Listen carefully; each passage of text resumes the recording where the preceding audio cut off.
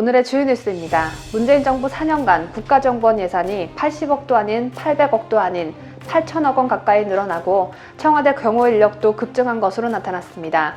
박근혜 정부만 1001명이었던 청와대 인력은 지난해 말 기준 1118명으로 117명이나 늘었습니다. 나날이 폭등하는 집값과 코로나로 국민의 삶은 어려워져만 가는데 문재인은 본인 몸뚱아리 지키는 데만 몰두하는 모습입니다. 30대 체육교사가 화이자 1차 백신 접종 이후 백혈병에 걸렸다는 청와대 국민청원이 올라온 가운데 이번에는 20대 초등교사가 사경을 헤매고 있다는 청원글이 등장했습니다. 자신을 지방 초등학교에 근무하는 교사의 여동생이라고 소개한 청원에는 8월 12일 밤 9시경 엄마에게 오빠가 백신 부작용으로 간이 너무 안 좋고 소장이 썩어서 죽을지도 모른다는 전화 한 통을 받았다고 밝혔습니다. 고등학교 교사인 저의 친한 친구 말에 의하면 많은 교사들이 윗선의 압박에 백신 접종을 억지로 했다고 합니다. 공무원들도 접종 거부를 마음 편히 할 수 있는 자유민주주의 사회가 되길 바라며 더 이상의 피해자들이 나오지 않길 바랍니다. 부정선거 혐의를 받아온 정정순 더불어민주당 의원의 국회의원직 상실이 확정됐습니다. 정정순을 고발했던 선거회계 책임자가 항소를 포기하면서 당선 무효형이 확정된 것인데 21대 국회에서 공직선거법 위반으로 의원직 상실이 확정된 것은 더불어민주당 소속 정정순이가 처음입니다. 진심으로 축하드립니다. 국민의힘 대선주자인 최재형 예비후보가 윤석열 예비후보를 만난 정웅원 선관위원장께서 대선 후보 경선 여론조사에 역선택 방지 조항이라는 걸 넣겠다는 강력한 의지를 가졌다는 얘기가 파다하다고 말한 유승민을 공격하고 나섰습니다. 최재형 캠프는 역선택 방지는 막강한 동원력을 가진 민주당 열성 지지자들이 좌표를 찍고 국민의힘 경선에 끼어들어 결과를 조작하려는 시도를 막자는 것이라며 강성 민주당 지지자들이 유승민 전 의원을 찍는 게 정말로 본인을 좋아해서 그런다고 생각하는지 그렇게 믿는다면 최소한의 상식도 없는 심각한 정치적 난독증이라고 말했습니다. 최재형 캠프는 또 유 전 의원은 과거에 없던 역선택 조항을 왜 넣느냐고 한다면서 여론조사를 보면 선거 결과를 훼손하려는 민주당 지지자들의 개입이 명백한데 바라만 보고 있으라는 것인가라며 도대체 유승민 전 의원은 국민의힘이 아닌 민주당 후보인 것이냐고 따져 물었습니다. 서울 마포구 상암동과 영등포구 양평동을 잇는 31번째 한강다리 월드컵대교가 다음 달 1일 정오에 개통됩니다. 다리 북단에선 내부 순환로와 증산로, 남단에선 서부간선 지하도로와 올림픽대로로 이어집니다. 서울시는 하루 평균 차량 8만 대가 월드컵 대교를 이용하게 되면 성산대교 등 주변 도로의 교통 흐름에 큰 도움이 될 것으로 기대했습니다. 다리 건설 작업은 오세훈 시장 시절이던 2010년 4월 시작됐지만 이듬해 취임한 박원순이 월드컵 대교 공사 예산을 200억 원 줄여 공사 기간이 계획보다 더 늘어나게 됐고 다시 오세훈 시장 재임 기간인 현재 공사 시작 11년 만에 드디어 마무리하게 됐습니다. 북한의 청량동맹 간부, 부원 등 20, 30대 엘리트 청년들을 지방의 열악한 산업 현장에 집중 투입하는 정황이 포착됐습니다. 겉으로는 청년들이 스스로 청황하는 것으로 포장하고 있지만 실제로는 선택의 여지 없이 험지로 내몰리는 상황으로 보여집니다. 고위 탈북자 A씨는 지금 김정은의 큰 고민 중 하나가 남한 문화와 경제난에 동요하는 청년들이라며 이들을 열악한 산업 현장에 훑어놓고 땀만 못 먹도록 정신교육을 하겠다는 의도 같다고 말했습니다. 이상으로 오늘의 주요 뉴스였습니다.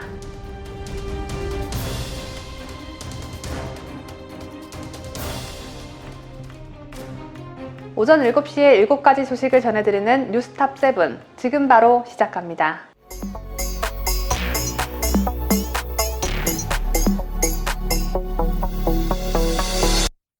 오늘 서울 남부지방법원에서는 서울 영등포울 선거구의 재검표가 진행됩니다. 영등포울은 미래통합당 박용찬 후보와 더불어민주당 김민석이가 맞붙었던 곳인데 방송 3사 출구조사에서는 분명 박용찬 후보가 앞서는 것으로 예상됐지만 어찌된 일인지 실제 당선은 출구조사를 보란 듯이 뒤엎고 더불어민주당 김민석이가 되고 말았습니다. 오늘 진행된 재검표는 인천 연수구 지역구와 경남 양산을 지역구 재검표에 이은 세 번째 재검표입니다. 앞선 두 곳의 재검표에서는 선관위와 공범이 아닌가 하는 의심이 드는 대법관들이 재검표 현장 촬영을 불허했죠. 그래서 오늘 재검표도 역시 조작한 증거가 재검표를 통해 나와도 원고 측이 그 증거를 확보할 수 없도록 또 촬영을 못하게 할런지 이 부분에 가장 촉각이 곤두세워지는데요. 그런데 오늘 재검표 역시 지난 경남 양산을 재검표 때 주심을 받던 조재현 대법관이 주심으로 배정됐습니다. 그렇다면 이번에도 역시 촬영을 못하게 할 것이라는 건 뻔할 뻔짜일까요? 최근 두 차례의 재검표에서 선거 조작의 증거라고 할 수 있는 비정상적인 투표지가 수천 장 규모로 발각된 상황이라 이번 역시 같은 패턴의 부정선거 투표지가 나올 것으로 예상되는데 대법원이 촬영을 허락해서 우리 국민들이 그 어처구니 없는 조작 증거들을 실시간으로 확인할 수 있다면 얼마나 좋을까요? 천대엽 대법관과 조재현 대법관이 각각 주심을 맡은 지난 두 번의 재검표에서 공정하지 못한 재판 진행을 했다는 평가가 지배적인 가운데 국민들이 지적하고 있는 재판부의 불공정성은 재검표 과정에 대해 사진 촬영 일체를 금지해서 공개 재판의 규칙을 재판부 스스로 어긴 점과 명백한 선거 조작의 증거인 비정상 투표지에 대해 재판관 마음대로 현장에서 유효 투표지로 분류했다는 점입니다. 또 수천 장에 달하는 비정상 투표지를 판결도 내기 전에 다시 고소를 당한 피고인 선관위원회에 되돌려줘 재판부 스스로 증거인멸의 가능성을 초래했다는 점도 있습니다. 따라서 오늘 열리는 세 번째 재검표마저도 재판부의 공정한 진행이 이루어지지 않을 경우 대법원 판사들에 대한 공정성 등 상당한 파장이 생길 것으로 예상됩니다. 4.15 부정선거는 최근 들어 관심을 갖는 정치인들이 점점 늘고 있다는 점에서 희망의 줄기가 점점 탄탄해지고 있습니다. 당시 미래통합당 대표이자 현재 국민의힘 대선 예비후보인 황교안 후보가 부정선거 특검을 위해 고군분투하고 있고 이인재 전 의원 또한 지원 사격을 해주고 있습니다. 또 부정선거에 대해 부정했던 홍준표 대선 예비후보도 부정선거 정황이 드러나면 용납이 될 수 없고 대선 때는 철저히 검증할 것이라며 재검표 현장의 일거수일투족을 관심 있게 지켜보고 있습니다. 이렇게 보는 눈이 많아진 만큼 대법관들의 부담이 가중됐을 것이란 점에서 오늘 재검표가 더욱 주목되는데요. 이런 상황에서 만약 오늘 서울 영등포을 재검표에서도 대법관이 현장 촬영을 불허하거나 비정상적인 표에 대해 증거로 채택하지 않고 유효표 처리하는 등의 불미스러운 사태가 발생한다면 그 파장은 걷잡을 수 없이 커질 수밖에 없을 것입니다. 일부 국민들은 재판부가 앞으로 있을 모든 재검표 현장에 대한 촬영을 허용하지 않을 것을 대비해 이미 나온 강력한 증거를 바탕으로 재검표 현장에서 더 적극적으로 진상규명을 요구해야 한다고 강조합니다. 또 민경호 국토분 대표를 비롯해 조재현 대법관과 절친으로 알려진 황교안 대선 예비후보가 아침 일찍 현장에 나와 조재현 대법관이 또다시 현장 촬영 금지 등의 부당한 명령을 내릴 수 없도록 압박해 줄 것을 요구하는 목소리도 내고 있습니다. 부디 황교안 예비후보가 뒤늦게 부정선거 규명에 합류한 만큼 오늘 재검표가 공정성 있게 진행될 수 있도록 큰 역할을 해주시길 간절히 바랍니다.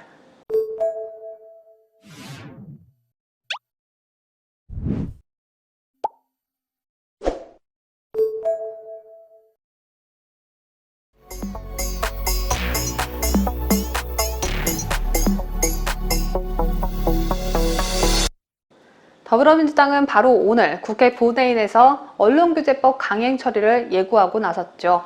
그런데 언론규제법이 여기저기서 역풍을 맞자 민주당이 여론전을 통한 설득에 나섰는데 그 논리가 합당하지도 사실에 근거하지 않아서 되레 가짜뉴스를 생산하고 있다는 지적이 제기되고 있습니다.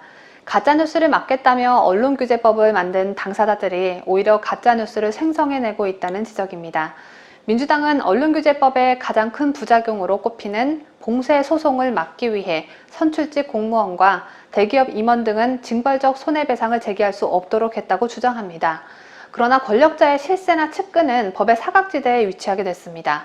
전주의 국민의힘 의원은 국회 법제사법위원회 전체회의에서 영부인 김정숙 여사가 공직자냐, 문재인 대통령의 자녀 다혜 씨나 준용 씨는 공직자냐, 최순실 씨는 공직자였냐고 박범계 법무부 장관에게 물었고 박범계는 침묵을 지키는 모습을 보였습니다. 그 김정숙 여사가 영부인이시지 않습니까? 그 영부인이 공직자입니까? 장관님. 답변이 어려우세요? 지금 여기에서는 공직자를 지금 뺐거든요. 징벌적 손해배상 할 수 있는 주체에. 영부인이 공직자입니까? 말씀하세요. 대답을 하셔야죠. 다시 또 이 선택적 답변 모드로 가시는데 예. 한 말씀해 주세요. 그 답변하기가 어려우세요? 그 지위에 대한 법적 지위가 있습니다. 그러면 공직자는 그 아닙니다. 문재인 대통령의 그럼 가족, 대통령의 가족, 문다희 씨나 문종용 씨가 그럼 공직자입니까? 그리고 예를 들어서 최순실 씨가 그럼 공직자였어요? 그 질문이 요지가 뭡니까? 그래서 아니 공직자였는지를 물어보지 않습니까? 답변을 하셔야지 의원님도 제가. 아시고 저도 알잖아요. 아니 그러니까 답변을 해주세요. 뭐 알고 이심전심입니까 이게? 공직자예요? 박범계 본인도 달리 할 말이 없었던 거죠. 민주당은 또 언론규제법을 언론 피해자 단체가 적극 환영하고 있다는 점도 설득 근거로 내세우고 있습니다. 민주당 미디어혁신 특별위원회가 지난 27일 서울중구 프레스센터에서 외신기자 간담회를 열었을 때 한 외신기자가 진보 언론단체나 전 세계 언론단체들이 이 법에 반대하고 있는데도 강행하는 이유가 무엇이냐고 묻자 언론보도 피해자 단체가 적극 찬성하고 있다고 답했습니다.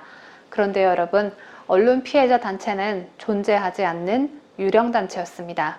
지난 18일 고용진 민주당 수석대변인은 미디어 특위에서 오후에 피해자 단체들과 간담회를 할 예정이라고 말했는데 실제로는 비공개 간담회에 언론인권센터와 민변 모임이 참석했을 뿐이었습니다. 언론인권센터가 피해자 단체란 말입니까? 민변이 언론보도 피해자 단체란 말입니까? 민주당 사람들의 허언증 내지 사기 행각이 날로 늘어나는 듯합니다. 민주당 미디어 특위 관계자는 매일경제와의 통화에서 찾아봤지만 언론 피해자 단체가 따로 없었다고 인정했습니다. 고용진 민주당 수석대변인이 혼자 헛소리를 한 것이죠. 이날 외신기자 간담회에서는 언론규제법이 외신에도 해당된다고 답해 스스로 혼선을 빚기도 했습니다. 언론중재법상 외신은 적용 대상이 아닐 뿐더러 주무부처인 문화체육관광부의 유권 해석과도 다릅니다. 이에 서울에 주재하는 한 일본 기자는 문화체육관광부 답변과 반대라며 그렇게 정리도 안 된 상태에서 왜 월요일 30일에 법을 통과해야 하느냐고 비판했습니다. 언론중재법이 오랜 논의를 거쳤다는 민주당의 주장 또한 야당에서는 가짜뉴스라고 규정하고 있습니다. 언론중재법은 작년 6월에 문체위에 상정돼 심사해온 오래된 법이라는 게 민주당의 주장이지만 정청래 안만 지난해 7월에 상정됐을 뿐 다른 법안은 올해 2월 이후 올라왔습니다. 특히 가장 강경한 법안이라고 꼽히는 김용민 안은 지난 6월에 법안이 제출되고 지난달에서야 상정됐기 때문에 충분한 논의를 거쳤다고 보기 어렵습니다. 야당은 정작 가짜뉴스의 근원지가 민주당이라며 비판을 이어갔습니다. 김기현 국민의힘 원내대표는 지난 27일 가짜뉴스의 진앙은 알고 보니 언론이 아니라 정부와 민주당이라며 이런 가짜뉴스의 진앙인 정부와 민주당, 가짜정부가 가짜뉴스보다 더 심각한 문제라고 말했습니다. 국민의힘 대권주자인 홍준표 의원은 29일 청와대 앞에서 민주당의 언론중재법 개정안 강행 처리를 규탄하는 1인 시위를 벌였습니다. 홍 의원은 이날 벌을 서야 할 사람은 문재인 대통령인데 거꾸로 내가 벌을 서는 느낌이라며 민주당 대선을 위해서라도 문재인 대통령 퇴임 후 안전을 위해서라도 대통령이 나서서 언론악법을 중단해야 할 때이다. 그게 바로 국익이라고 강조했습니다. 국민의힘은 민주당이 언론중재법 개정안을 예정대로 오늘 본회의에 상정할 경우 무제한 토론을 통한 합법적 의사진행 방해, 필리버스터에 나서겠다는 입장을 재확인했습니다. 국민의힘 김기현 원내대표는 29일 연합뉴스와의 통화에서 무제한 토론에 나설 사람은 모두 정해놨다고 밝혔습니다. 이에 따라 민주당이 강행 의지를 밝힌 개정안의 8월 처리는 무산됐습니다. 국회법에 따라 필리버스터는 토론 신청자가 없는 경우가 아니면 8월 임시회가 끝나는 이달 31일 자정까지 진행될 수 있습니다. 그러자 민주당 송영길 대표는 30일 처리가 어려우면 9월 초에라도 처리할 것이라며 강행 처리 의지를 분명히 했습니다. 언론중재법이 30일 본회의에 상정돼 필리버스터가 진행될 경우 정기국회 첫 본회의인 9월 1일에 첫 번째 안건이 되고 표결하도록 돼 있습니다. 그러나 민주당 내부에선 8월 국회 처리가 물 건너간 만큼 전국 파행과 여론의 역풍 등을 감안해 법안 상정 자체를 미루고 냉각기를 갖자는 의견이 나옵니다. 청와대 내부에서도 언론중재법 개정 강행이 코로나 극복을 위해 초당적 협력을 바라는 문재인의 국정 운영에 큰 부담이 될 수 있다는 우려가 확산하고 있다고 합니다. 다만 법안의 신속 처리를 요구하는 당내 강경파와 지지층 반발이 변수입니다. 강경론을 주도하는 송영길이는 청와대가 의견은 제시할 수 있지만 당이 청와대에 귀속된 것은 아니다. 우리가 잘 처리하겠다며 당대표가 된 이래 지금까지 청와대나 대통령이 이렇게 하라, 저렇게 하라고 한 적이 없다고 말했습니다. 청와대가 우려를 하든 말든 내 뜻대로 밀어붙이겠다라는 것입니다. 민주당은 오늘 최고위 및 의원총회 등을 거친 뒤 법안 상정과 관련한 최종 방침을 정할 예정입니다.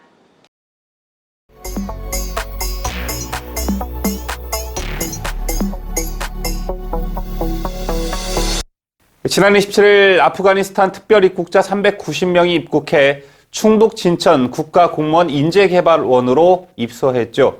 이 장면은 거의 모든 방송사가 생중계를 했고 이를 보도하는 언론사들은 마치 우리나라가 아니 문재인 정권이 꽤나 인권을 강조하는 것처럼 묘사했습니다. 보안이 철저히 이루어져야 하는 수송부터 입국 그리고 거처할 곳으로의 이동이 거의 생중계된 것인데요. 박범계 법무부 장관은 이로써 우리는 민주주의와 인권이라는 보편적 가치 옹호를 위해 팔을 걷어붙이는 국제 대열의 한 축이 되었다고 자화자찬했습니다. 그러나 여러분 아시다시피 문재인 정권은 북한 인권에는 철저히 눈 감고 북한 사람의 인권을 철저히 짓밟고 유린하는 김정은 독재 정권을 유독 애지중지해 왔습니다. 뿐만 아니라 멀리 파견나가 있는 청해부대 우리 장병들은 국가로부터 버림받다시피 했죠. 또 정치적 보복의 일환으로 전직 대통령들은 오랜 시간 구금단체 인권을 유린당하고 있습니다. 이런 상황에서 문재인 정권이 민주주의와 인권을 말하고 있으니 그저 어안이 벙벙할 뿐입니다.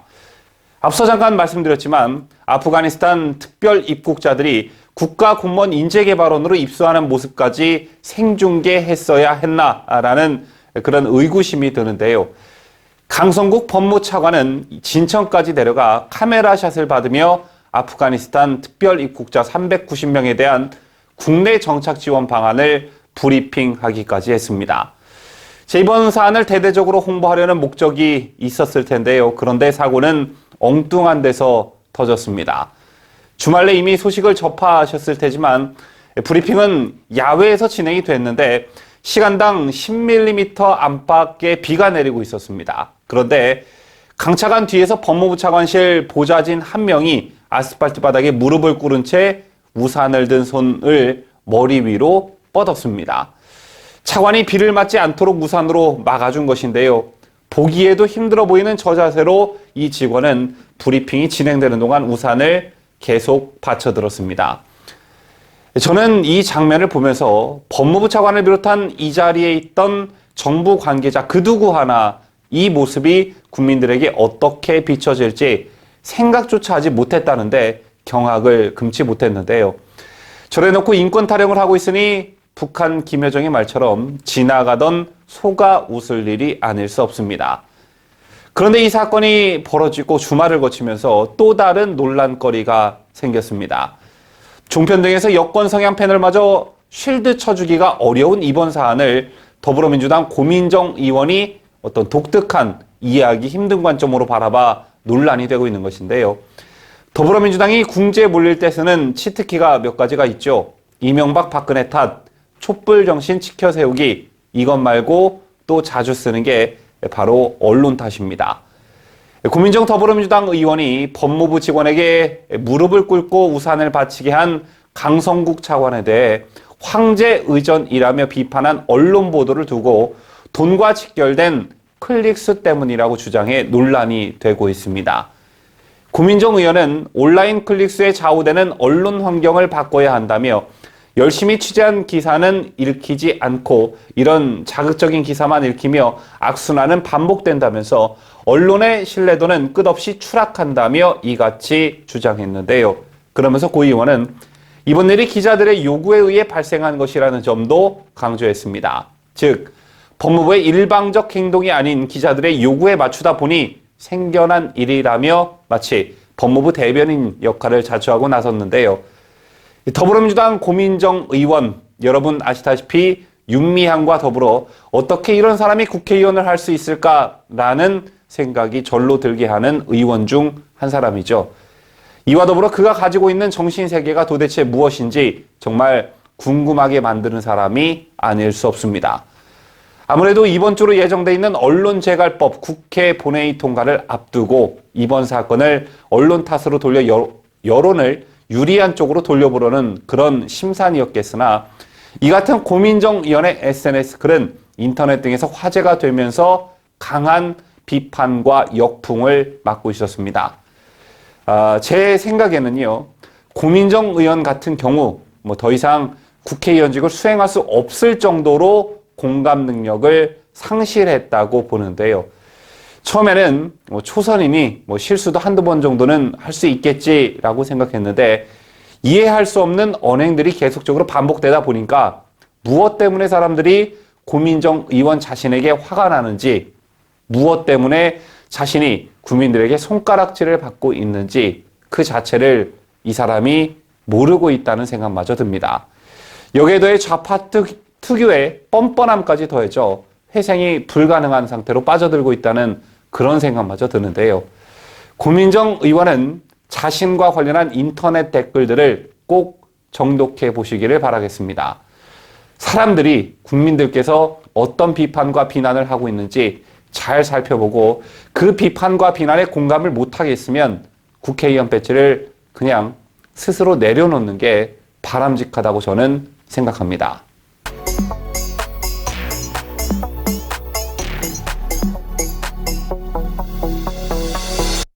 부산대가 얼마 전 조국 전 장관의 딸 조민의 의학전문대학원 입학을 취소하기로 결정했죠. 2019년 8월 입시 비리 의혹이 불거진 지 2년 만에 내린 뒷북 조치였습니다. 이와 함께 딸 조민이 부산대 의전원 입학 전에 다닌 고려대도 부정입학 의혹에 대한 조사 절차를 진행 중인데 이게 2년씩이나 걸릴 일인지 도무지 납득이 가지 않습니다. 이런 가운데 김소연 변호사가 실제 있었던 한 사례를 들어 조국 전 법무부 장관의 자녀 입시 비리 사건을 비교하며 현 정부의 이중잣대식 행정을 비판해 화제를 모으고 있습니다. 김 변호사는 어제였던 29일 자신의 페이스북을 통해 2019년 대전시 의원 고등학교 학력 인정 취소 사건을 주목해 주시길 바란다며 이 정권이 대전시 의원에게 했던 처분을 비교하면 조국의 아들, 딸들을 어떻게 정리하면 되는지 답이 나온다고 운을 띄웠습니다. 김 변호사는 대전시 의원 재임 시절 가까이 지냈던 여성 동료 의원이 겪은 안타까운 사연 하나를 소개했는데요. 김 변호사가 언급한 고등학교 학력 인정 취소 사건은 45년 전에 고졸 학력 시비로 박사 과정을 밟던 도중 교육부로부터 고졸 학력을 인정받지 못하고 중졸로 남게 된 김인식 대전 시의원 사연입니다. 가정 형편이 어려워 9살에 초등학교에 입학한 김 의원은 18살이 되던 해인 1974년부터 1977년까지 대전에 있던 광명실업전수학교를 다녔는데 이 학교는 1985년 폐교됐습니다.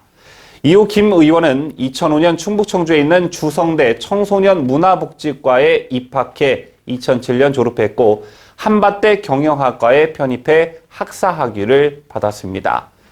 그런데 충남대 행정대학원에서 석사학위 취득 후 충남대 정치외교학과 박사 과정을 밟던 중 2019년 교육부로부터 고졸 학력 미인전 통보를 받고 모든 학위가 취소됐습니다.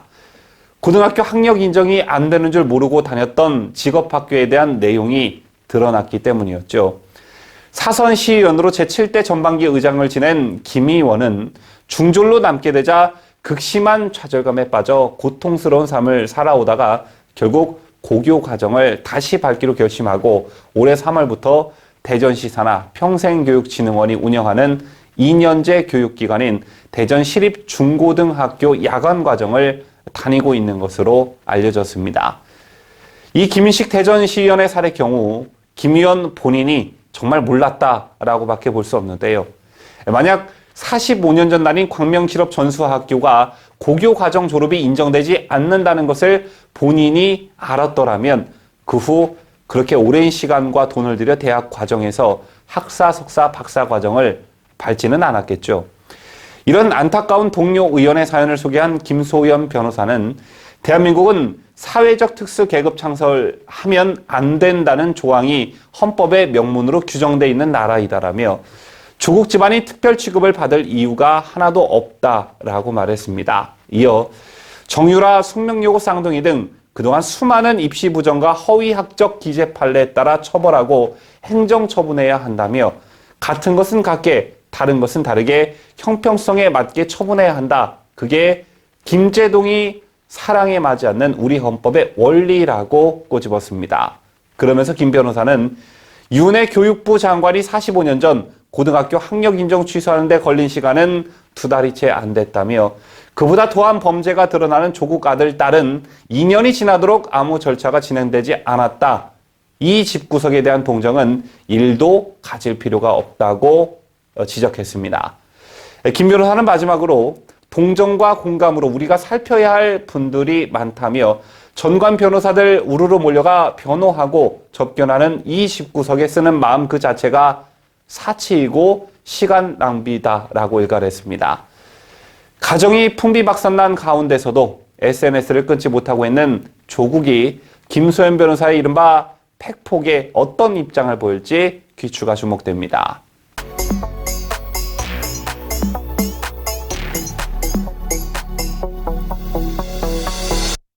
국민의힘 정웅원 선대위가 공식 출범하며 여러 가지 경선 룰 중 역선택 방지 조항을 넣을지 말지를 놓고 후보 간 신경이 고조되고 있습니다.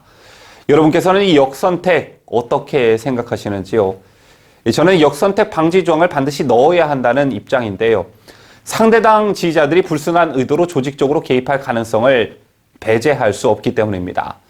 저는 정당의 정강 정책을 지지하는 당원과 국민이 그에 걸맞는 후보를 뽑는 정당주의 원칙에 정면으로 배치될 뿐만 아니라 트위터, 페이스북 등 소셜 네트워크가 선거 국면에서 엄청난 위력을 발휘할 것으로 예상되는 만큼 특정 세력이 민의를 왜곡시키는 음모를 자행할 최소한의 방지책은 반드시 필요하다고 저는 생각합니다.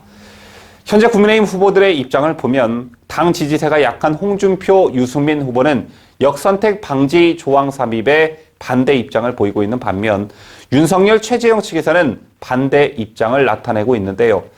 원희룡 전 제주지사는 경준이는 아무 권한이 없다며 선관위의 재논의를 촉구한 상황입니다.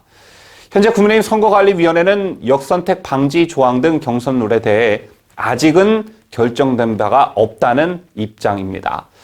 지난달 서병수 위원장을 필두로 한 당 경선준비위원회가 역선택 방지 조항을 도입하지 않기로 했지만 선관위가 이를 원점에서 전면 재검토하겠다는 것인데요.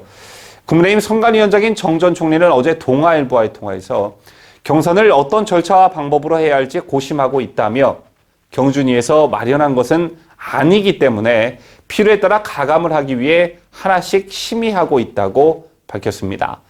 특히 역선택 방지 조항 논란에 대해 후보들이 유불리에 따라 여러 주장을 할 수는 있지만 그런 것에 일체 구애받지 않겠다고 강조했는데요. 경준위에서 마련한 것은 일종의 아니라고 발언한 점에 비춰보면 판단에 따라서는 역선택 방지 조항을 포함시킬 수도 있다는 뜻으로 해석됩니다. 이런 분위기가 감지되자 유승민 캠프가 발등에 불이 떨어진 모양입니다. 유승민은 정원 선대위원장이 대선 후보 경선 여론조사에 역선택 방지 조항이라는 걸 넣겠다는 어떤 강력한 의지를 가졌다는 얘기가 파다하다면서 윤석열 캠프 주장과 똑같다라고 말했는데요. 그러면서 유승민은 윤석열 후보를 위해 역선택 방지를 넣겠다면 누가 이분의 공정성을 믿겠냐면서 의심받지 않고 싶다면 경준이가 결정하고 최고위원회가 추인한 경선 룰에 손대지 말라고 공개적으로 경고하기까지 했습니다. 이것도 모자라 유승민은 윤석열, 정홍원 8월 초 접촉서를 꺼내들었습니다.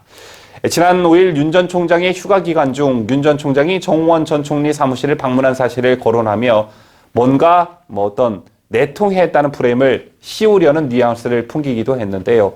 이 밖에도 유승민은 박근혜 대통령과 최서원 씨를 언급하기도 했습니다. 유승민은 정성관 위원장에게 말씀드린다. 회고록에서 밝히셨던 판단력을 잃지 말라.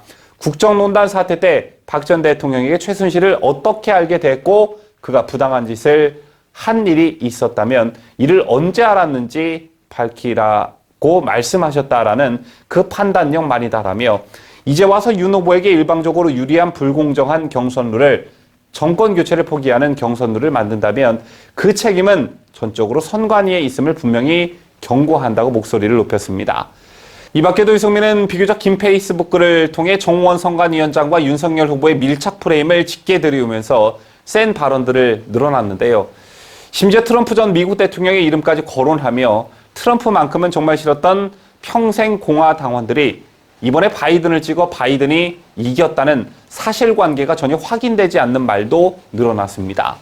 여러분께서는 유승민이 지금 이 시점에 왜 이런 모습을 보이고 있다고 생각하십니까? 저는 두 가지 이유가 있다고 보는데요. 첫째는 유승민 자신이 최종 4명의 후보에 못 들지도 모른다는 위기감에서 비롯됐다고 봅니다. 현재 구도로 보면 윤석열, 홍준표, 최재형, 유승민 또는 윤석열, 홍준표, 최재형과 유승민 대신 원희룡이 최종 후보에 오를 가능성이 높아지고 있다고 보는데요.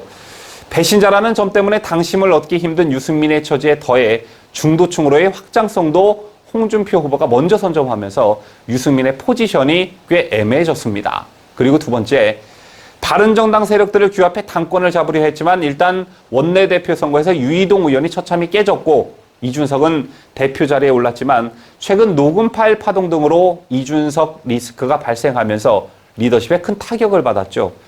더군다나 이준석, 유승민 대통령 만들기 영상이 결정적인 역할을 하면서 이준석의 행동 하나하나, 발언 하나하나에 감시하는 눈들이 많아졌습니다.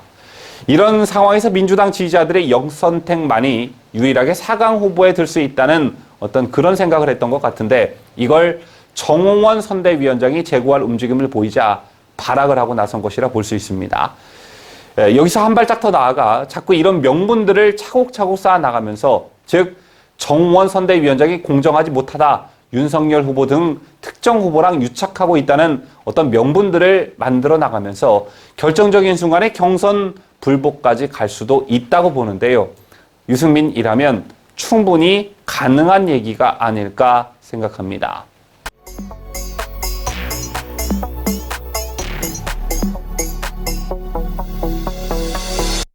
JTBC에 출연한 이준석이 대선 후보 경선과 관련해 저는 앞으로 찬물을 계속 끼얹어야 할 것이라고 말해 파장이 일고 있습니다. 대선 후보도 아닌 당대표가 연예인인 양 자꾸 방송 출연을 하는 것도 어이가 없는데 당내 경선에 찬물을 수시로 뿌려댄 이준석이 앞으로도 찬물을 끼얹겠다는 발언을 하다니 이준석이 무슨 뜻으로 이런 말을 한 것일까요? 이준석은 29일 JTBC에 출연해 당대표 입장에서 5%포인트 차로 질 수도 있겠다고 얘기했더니만 대표가 프락지 아니냐부터 시작해서 왜 찬물 끼얹냐고 하더라라며 이명박 대통령 당선될 때처럼 보수가 우세했던 선거를 생각하고 후보만 우리가 되면 된다고 생각하는 분들은 침대 축구 비슷하게 하려고 할 것이라고 말했습니다. 이준석이 침대 축구에 비유를 하면서 자기 주장을 펼쳤는데 이준석 말인즉슨 지지율이 높은 후보, 즉 윤석열 전 검찰총장이 우리 당에 들어왔다고 해서 선거는 따놓은 당상이다 라고 생각하는 분들이 있는데 그분들은 축구 경기에서 큰 점수차로 이기고 있는 팀이 일부러 드러누워 시간을 끄는 것처럼 행동할 것이다 라는 취지입니다. 한마디로 윤석열 예비후보의 지지율만 믿고 자신을 공격하는 이들을 애둘러 비판한 것으로 보여지는데 그 이전에 이준석이 당대표로서 5% 차로 질 수도 있겠다라고 말한 건 꼭 뿌락지 같은 언행이 아닐지라도 잘못된 발언은 맞죠. 우리 당 후보의 지지율이 오히려 더 낮더라도 우리 당이 승리할 것이다 라는 긍정적인 말을 하면서 팀원들을 이끌어 나가는 게 리더가 해야 할 일입니다. 이준석 생각이 그렇다고 하더라도 그 생각은 본인 혼자 마음에만 담고 있었어야지 그 생각을 공공연하게 이 밖으로 꺼내서 상대 후보에게 희망을 심어줘서야 되겠습니까?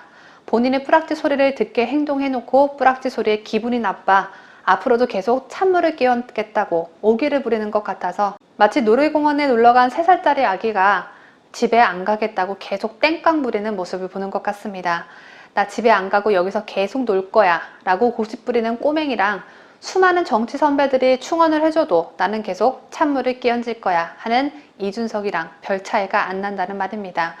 이준석은 또 대표가 말을 많이 하고 자기 정치한다는 지적이 있다는 JTBC 사회자의 질문에 당대표가 자기 정치해야죠 라며 다만 당에 이득되는 방향이길 기대할 뿐이라고 답했습니다. 그러면서 후보는 자기 정치 안 하나 라며 후보가 뜨려면 대표가 조용해야 한다는 것도 이해가 안 되는 게 제가 조용했더니 후보가 뜨던가요? 라고 반문했습니다. 말을 많이 한다는 비난이 일던 말던 앞으로도 계속 시끄럽게 하면서 하고 싶은 대로 본인 마음대로의 자기 정치를 해나가겠다는 뜻으로 풀이됩니다.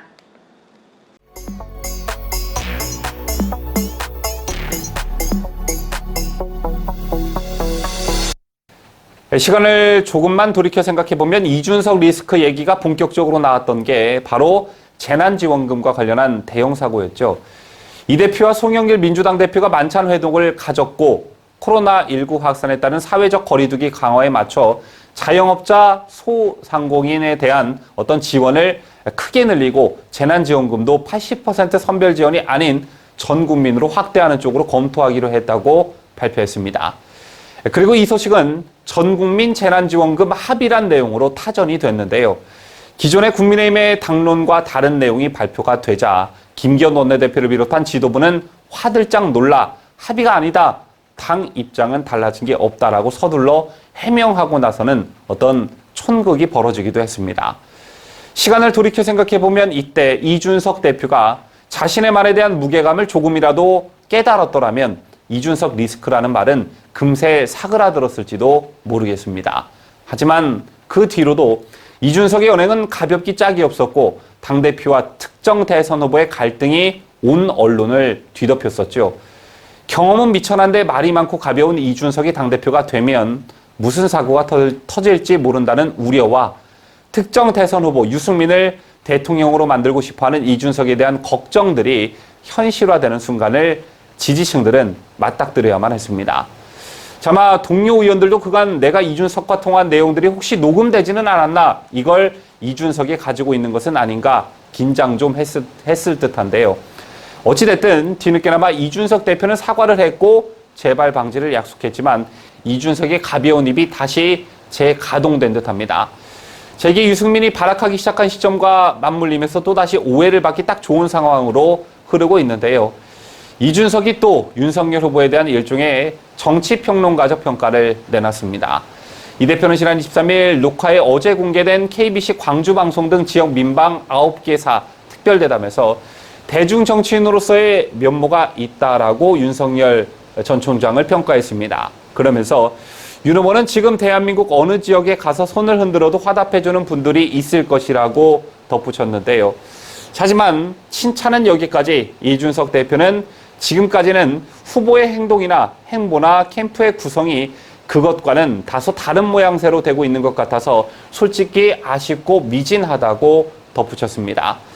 신지호, 민영삼 등 윤석열 후보 캠프 쪽 인사들이 자신에 대해 탄핵 등 유승민 후보 캠프로 가라는 어떤 그런 발언에 대한 뒤끝을 보였다라는 평가가 나오고 있는데요. 저기에 더해 이준석 대표는 제가 정치를 할 수 있게 해준 분은 박근혜 전 대통령이고 정치적 기술을 알려준 분은 김종인 전 국민의힘 비상대책위원장이고 정치적 철학을 공유한 것은 유승민 전 의원이라고 말했습니다. 그러면서 김 전 위원장이 돕겠다고 하시면 버선발로 나가 도움을 요청해야 한다는 말도 덧붙였는데요. 세간에는 이준석이 이 모양 이 꼴인 게 김종인, 유승민에게 정치를 잘못 배워서 그렇다는 말들이 파다한데 본인이 직접 자기 입으로 정치적 기술을 알려준 사람이 김종인, 정치적 철학을 공유한 건 유승민이라고 말하는 이유가 그저 궁금할 따름입니다. 저는 더불어민주당 경선이 시작되고 송영길 대표가 이낙연 캠프 구성이 어떻고 이재명 캠프 구성은 또 어떻고 이런 말을 입에 올리는 걸 보지를 못했는데요. 이제 후보를 넘어 후보 캠프까지 평론을 하고 평가를 내리고 있는 이준석 대표. 정작 당원과 지지층들에게는 이준석 본인이 어떤 평가를 받고 있는지 잘 살펴보기를 바라겠습니다.